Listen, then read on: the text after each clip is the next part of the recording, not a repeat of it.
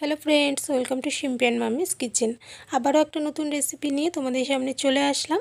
আজকে আমি চিকেনের একটা দারুণ রেসিপি তোমাদের সঙ্গে শেয়ার করছি।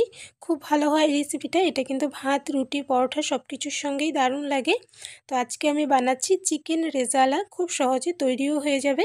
তো চলো রেসিপিটা কিভাবে তৈরি করেছি দেখে নেওয়া যাক।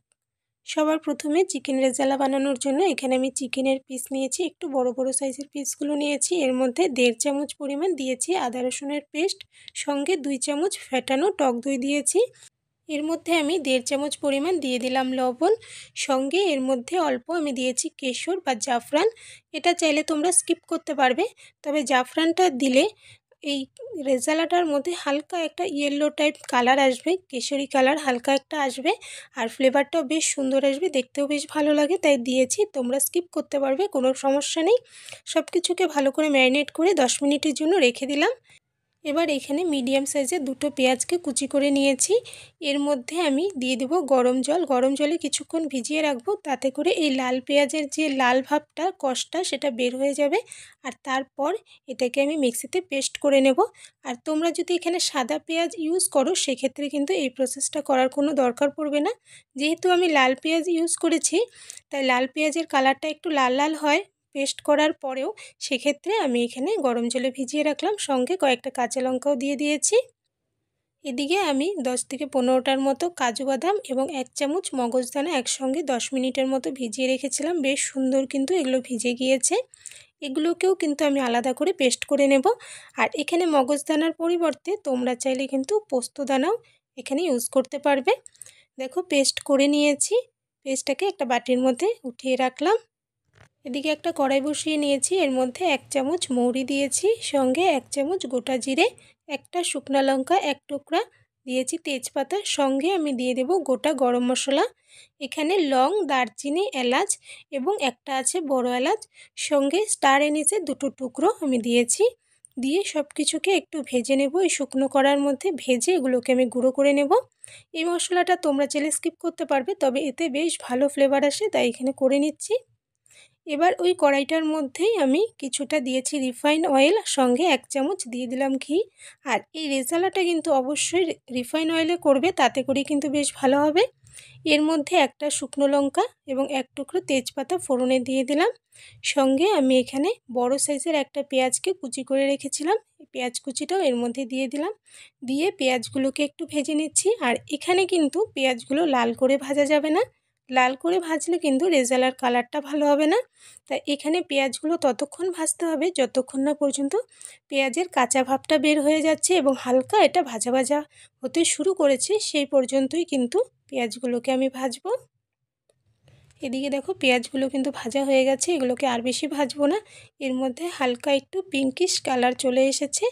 এর মধ্যে এবার আমি যে পেঁয়াজ লঙ্কা গরম জলে ভিজিয়ে রেখেছিলাম, সেটার পেস্ট করে নিয়েছি। এই পেস্টটা এখানে দিয়ে দিলাম।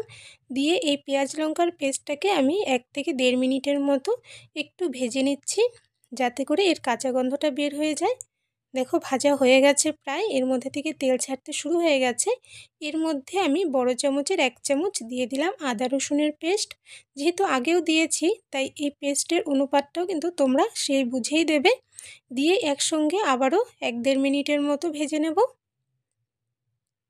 সুন্দরভাবে সব মশলা কিন্তু কষানো হয়ে গেছে, আর এর কাঁচা গন্ধও কিন্তু বের হয়ে গেছে, সুন্দর তেল ছাড়তে শুরু হয়ে গেছে। এই পর্যায়ে এর মধ্যে আমি কাজু বাদাম এবং মগজদানার যে পেস্ট করে রেখেছিলাম, সেটা দিয়ে দিলাম। দিয়ে এটাকেও ভালো করে নেড়েচেড়ে কষিয়ে নিচ্ছি। আর বাদামের পেস্টটা দেওয়ার পর আঁচটা কিন্তু মিডিয়াম টু লোতে করে রাখবে, নয়তো দেখবে নিচের থেকে বারবার লেগে যাচ্ছে। তাই মিডিয়াম টু লো আছে কিন্তু ভালো করে কষিয়ে নিতে হবে। এর মধ্যে পরিমাণ মতো আমি দিয়ে দিলাম লবণ। আগে যেহেতু চিকেনটা কষানোর সময় লবণ দিয়েছিলাম, সেই অনুযায়ী কিন্তু লবণ দিয়েছি। সঙ্গে আমি দিয়েছি অল্প চিনি। রেজালা দেখবে হালকা একটু মিষ্টি মিষ্টি ভাব হয়, তাই সামান্য একটু চিনি দিয়েছি। দিয়ে ভালো করে কষিয়ে নিচ্ছি। এদিকে দেখো প্রায় 5-6 মিনিটের মতো মশলাটাকে আমি কষিয়ে নিয়েছি। এর সাইড থেকে কিন্তু সুন্দর তেল ছাড়তে শুরু হয়ে গেছে এবং মশলাও বেশ সুন্দর কষানো হয়ে গেছে।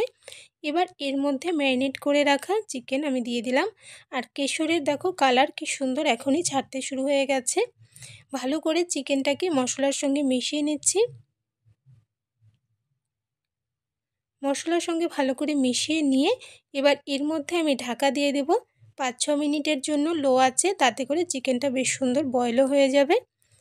5 মিনিট পর আমি ঢাকনাটা খুলে নিচ্ছি, আর দেখো কত সুন্দর চিকেনের সাইড থেকে তেল ছাড়তে শুরু হয়ে গেছে। এটাকে ভালো করে আবারও নেড়েচেড়ে নিচ্ছি। নেড়েচেড়ে নিয়ে এর মধ্যে এবার আমি দিয়ে দেব যে মশলাটা আমি ভেজে নিয়েছিলাম, শুকনো মশলা, সেটাকে আমি হালকা একটু জল দিয়ে ভালো করে পেস্ট করে নিয়েছি। নিয়ে এটার থেকে আমি 1 চামচ পরিমাণ দিয়েছি, পুরোটা কিন্তু দেইনি। এখানে 1 চামচ দিয়ে ভালো করে নেড়েচেড়ে মিশিয়ে আবারও ঢেকে দিলাম 5 মিনিটের জন্য। 5 মিনিট পর ঢাকনাটা খুলে নিলাম। চিকেনের উপরে বেশ সুন্দর তেল ছেড়ে দিয়েছে, আর এর মধ্যে ভাজা মশলাটা ইউজ করার কারণে বেশ সুন্দর একটা ফ্লেভার আসছিল। ভালো করে নেড়েচেড়ে এটাকে আমি আবারও 5 মিনিটের জন্য ঢেকে রেখেছিলাম। 5 মিনিট পর ঢাকনাটা খুলে নিলাম। এভাবে করে দেখো টোটাল কিন্তু 15 মিনিট আমি এটাকে ঢেকে রেখেছি, মাঝে মাঝে একটু নেড়েচেড়ে দিয়েছি। এতে করে কিন্তু চিকেনটা বেশ সুন্দর সেদ্ধ হয়ে গেছে। আর তোমরা হয়তো খেয়াল করেছো, এই চিকেনটার মধ্যে আমি কিন্তু কোনো রকম গুঁড়ো মশলা ইউজ করিনি। যে ভাজা মশলাটা করেছিলাম সেটাই দিয়েছি, সঙ্গে চিনি লবণ দিয়েছি। আর কোনো রকম গুঁড়ো মশলা কিন্তু এর মধ্যে আমি ইউজ করিনি। এটাকে ভালো করে কষিয়ে নিয়ে এর মধ্যে পরিমাণ মতো আমি দিয়ে দিয়েছি জল। আর রেজালা যেহেতু খুব বেশি পাতলা হয় না, একটু মাখা মাখা হয়, সেই অনুযায়ী কিন্তু এখানে জলটা অ্যাড করতে হবে। এখানে আমি অল্প জল দিয়েছি, দিয়ে ভালো করে নেড়েচেড়ে এটাকে কিছুক্ষণ ফুটতে দিচ্ছি। 5 মিনিটের মতো হাই হিটে এটাকে আমি ফুটিয়ে নিয়েছি। রেজালার কালারটা দেখো, এখন কেশর দেওয়ার কারণে দারুণ কালার এসেছে। চিকেন রেজালা এখানে আমার একদম রেডি হয়ে গেছে। উপর থেকে আমি অল্প ভাজা পেঁয়াজ ছড়িয়ে দিয়েছি, দিয়ে সার্ভ করেছি। তোমরা তোমাদের পছন্দ মতো এটাকে ডেকোরেট করে নেবে। আর এই রেসিপিটা তোমাদের কাছে কেমন লাগলো কমেন্টসে জানিও। ভালো লাগলে লাইক করো, শেয়ার করো বন্ধুবান্ধবদের সঙ্গে।